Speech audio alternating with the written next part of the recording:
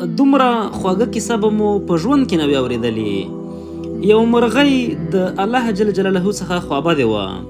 ورځې تېرې شوې خو مرغۍ د الله جل جلاله سره هیڅ خبرې ونه کړې.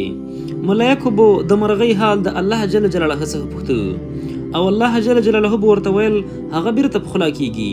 زه یوازې څوک یم چې ګیلې اورم او یوازینی زړه یم چې دردونه یې ساتمه. بالاخره مرغۍ په یو ښاخ کې کېناسته. الله جل جلاله ته په ګیلو شوه. کوچنۍ زالګۍ مې درلودله، زما د ستړیا، بېوسۍ او بېکسۍ یوازینۍ خونه وه. تا همغه هم رانه واخیسته. د بې وخته او توپان د څه شي وو؟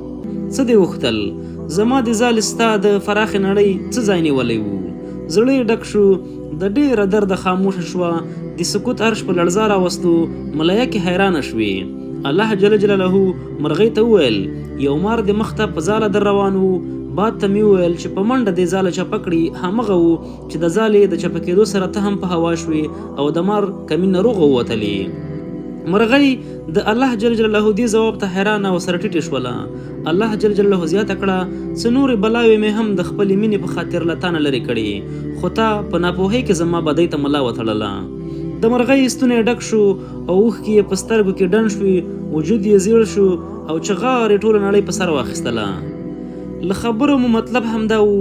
الله جل جلاله حتی د یوې مرغۍ د ژوند دومره غم له الله جل جلاله سره و، نو د الله جل جلاله وعده ده چې زه مې په خپلو بندګانو باندې د دې له خپل مور او پلار څخه اویا ځله مهربانه یم. په انسان هر ډول تکلیف راځي، په دې کې د الله جل جلاله خپل حکمت وي. هیڅ وخت انسان باید د الله جل جلاله د درباره نا امیده نشي.